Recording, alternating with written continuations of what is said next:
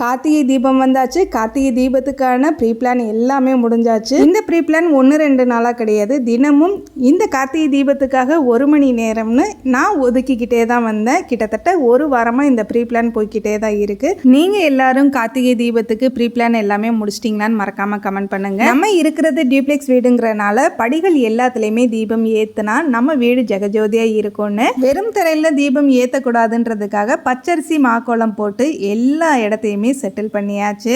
அதுக்கப்புறம் பி வேக்சினா என்னன்னு கேட்டிருந்தீங்க. பி வேக்சினா வேற ஒன்றும் இல்லை, தேன் கூடுலேருந்து எடுக்கப்படக்கூடிய தேன் மெழுகுன்னு சொல்லுவாங்க.